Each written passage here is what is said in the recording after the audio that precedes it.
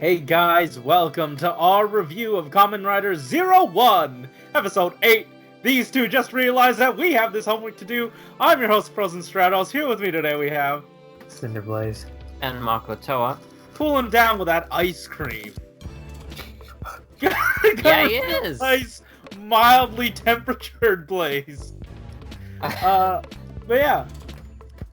We watched Episode 8 yesterday. You guys had a lot more to say than usual, probably because we put the episode out on time, actually. But we'll go through our thoughts first.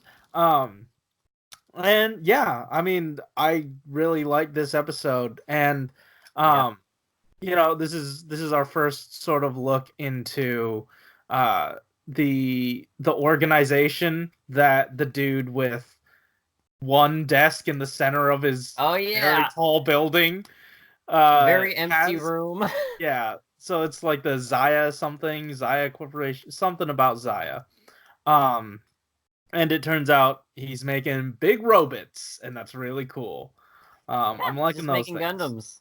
Yeah, you know Bandai. And then also, we got to see, I mean, we've seen Hirobi before, but this is the first time he actually got to fight, and I don't know how much I told you guys about this, but the stunt actor that had been doing the main Kamen Rider, basically stepped down from the main Kamen Rider role for 01 and I think onward, and now he is the main villain, like the big bad. So he is Hirobi. He delivered the kick. He did, didn't he? That was on point. So that hurt. I will say a lot of the comments had a lot to do with the kick. Yeah. That's a juicy kick. Yeah, that was good. What else was there? I did like I don't 100% remember, but the Humagear of the week, she didn't die, right? She wasn't taken offline? I'm pretty Not sure yet. she did, though. Oh, right? yeah? No, she was like the one. Okay, remember our protagonist was like screaming something about the laughing one? I thought that was her. Was it? She's the one who broke out laughing after being infected. Well, now I got and just kind of screwed up his whole monologue speech thing, and he was not very happy. And then they all turned into monsters, and we got Dodo back because I thought it was a different one. Because like I thought they held her in the facility, right? Did they release her back in? I don't know, they all look the same. I think it was her though, because she's a relevant character. Oh yeah, she's got the same pens in her chest pocket. Yeah. That sucks. Yep, it does. I thought we finally had one. I wasn't quite as attached as I was to the coach, or even the sushi one. This one was all right. At least she was beloved by her patients. Yeah. Also, go ahead. Oh yeah. I also like how Valkyrie was like super chill with like all the human gears in the hospitals, just because she gets her ass kicked so frequently that she probably is really well acquainted with all of them. You won't let it go. I won't until she actually she got smacked pretty hard this episode. I don't know. I still like her role as someone who's learning, and at least in the field a little bit, to take in the information and hopefully produce like a better power up for herself, hopefully. Well, I mean, she got a power up like what, her second appearance? Yeah, still worse. She gave us Freezing Bear, so who am I to complain? Why doesn't she give herself a Freezing Bear? Like, shoot. I will say I really liked. I think one of my favorite things that's developing here, at least, is that they finally kind of crashed his party in his little hideout. The police dudes. Mm-hmm. They showed up to his 3D printer. Yeah, they did, and I hope this is a reoccurring thing because I want to see more chemistry between all of these, main heroic leads. That's what I liked from Build a lot, and I think we have the potential to have something cool like that potentially. I'm gonna be redundant. Potentially, You Yeah. know, The so potential is potentially here. yeah, I mean that just it's pointing things in the right direction for me at least. So I'm happy about that. I like the little interactions between our main writer and his the secondary one. I mean, I gotta say, like, coming off of, the status quo of X8, how no one really meshed well with each other, at least toward the beginning. They all kind of hated each other, yeah. Yeah, but I feel like, here they more or less tolerate each other, and they're still a bit more amicable. So that's why I like the status quo a lot more in this instance of his writing. There isn't like tons of random times where they're fighting each other in suit and trying to kill each other, because that actually happened a lot at the beginning of X8 for some reason.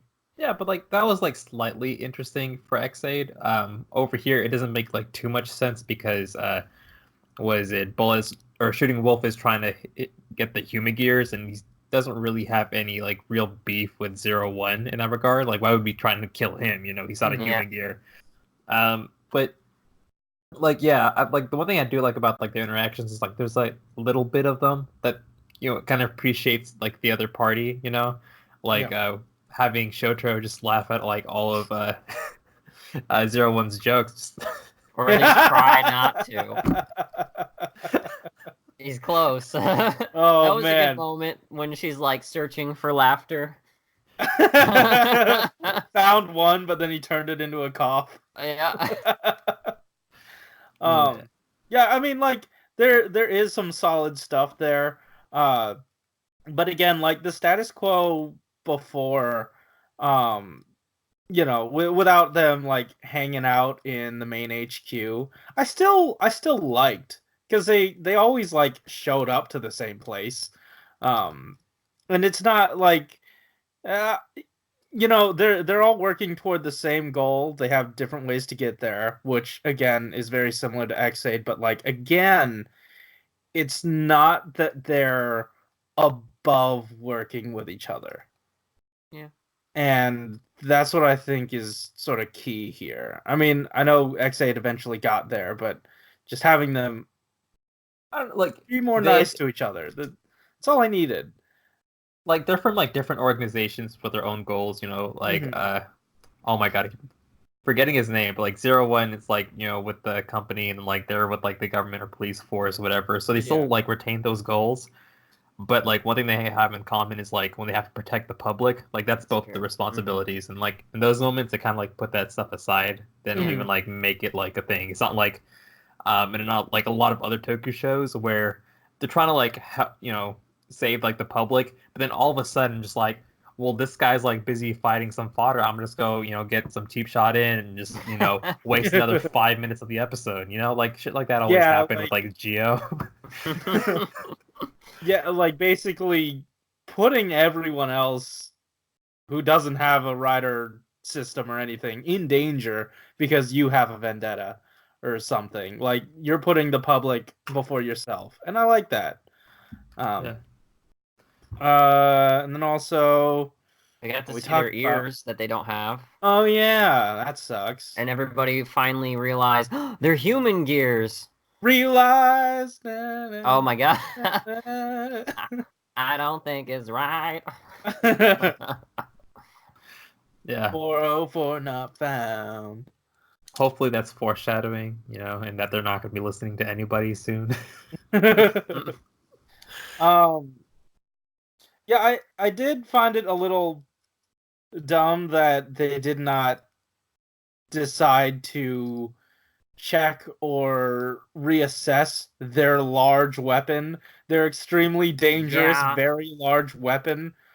That was a glaring oversight, and they just thought, oh good, he only stole a briefcase. Yeah. Guess that was it. Yeah, what do you know want? What? Just in case, I'll stare at the large robots, but I won't do anything. Anyway, I don't know. That sucked a little, but overall, good episode. Good time. Yeah. Did you guys have anything else before we dive into comments? Go for the comments. Yeah, why not? Cool. Here we go. I probably should have had this prepared ahead of time.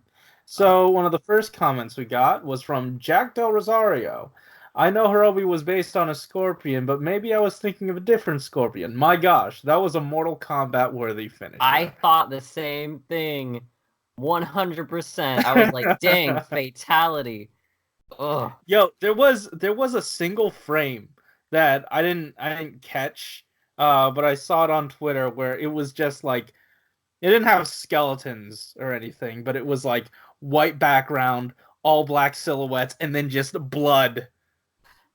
Oh my gosh. Really added to it.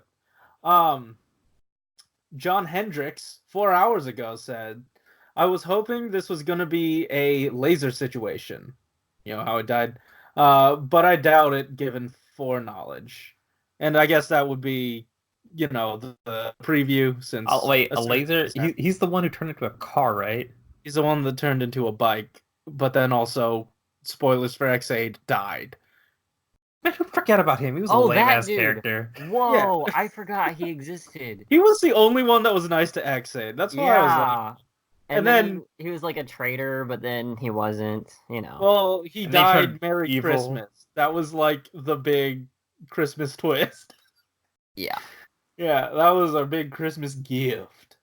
Oh shoot, I missed one. Craven Spider. He put a time code for the episode 2323. Holy shit, the speed of that reaction. I don't know what he's talking about. Let me go find it real quick. 20. Okay.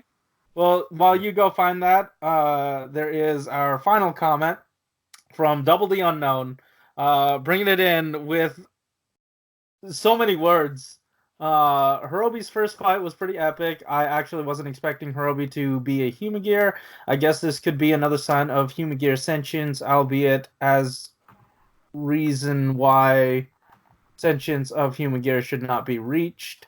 Either that or Hirobi was programmed to be evil by someone before the Daybreak incident, which would mean that there is a bigger bad waiting to be revealed. I also wasn't expecting the information about Yua and her confirmed partnership with tech company Zaya. Looks like they were forming some sort of mecha defense system to prevent an apocalyptic situation where the Humagear went berserk in mass, but ironically led to Metsubo Jinrai having an easier way to create Magear. Overall, this episode was very well put together with the introduction of Zaya, Hirobi executing his most ambitious plan yet, which led to an epic ending fight, and the ability to still place in the weekly humor. Yeah. I found that like pretty amusing that we got giant ass robots, and like the first like power that we like know about is that they control all the tiny ones. Yeah. Yeah. It wasn't necessarily control, it was just shut down. That's all. It was more than that, because they took over the giant robot, then they used it to infect the other smaller robots. I know, but like the initial thing was it's meant to shut down. It didn't say anything that, you know, that was part of the reprogramming. It's that they, yeah. I was also under the impression it was like a take control of thing. Yeah, like it would force the shutdown, you know, because it took control of it. Yeah. Okay. All right. Let's see. Yeah, there's a lot. There were a few things that I wanted to touch on here, but then I forgot. Oh, Hirobi. I feel like he has gained sentience just because, like, he needs to be able to identify certain, like, threats and kind of adapt his plan, because but okay, he has to have gained sentience. Identify the sentient the sentient human gear. And then also like He's got the weird son father complex thing going on, so I feel like that's definitely not his programming to begin with. well, I feel like his base programming probably came from like that little glowing eye in the water, Yeah. mostly because he prays to that god or whatever. But it's yeah, I feel like he's grown out of it, though. I think maybe he was born into sentience from that, or maybe he just has really complex programming. Whether or not that complex programming is sentient or not is I feel like we'll find out. I'm gonna throw an odd ball out there. Maybe he's 01's brother somehow. Okay. Yeah, it's Kamen Rider. That's never not a possibility.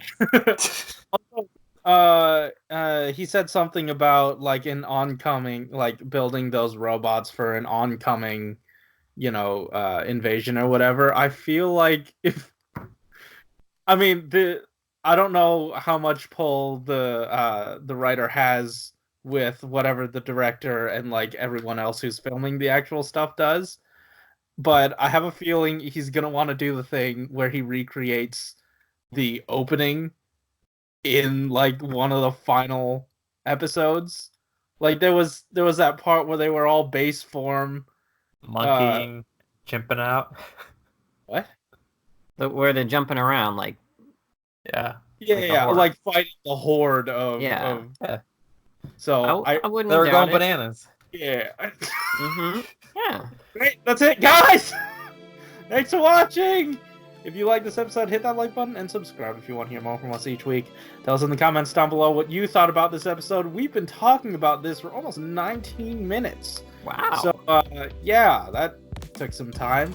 Thanks for watching. If you sat here through the entire thing, thank you for watching. Keep it juicy. Going gorillas. Yeah, keep it juicy. Going. See you next time.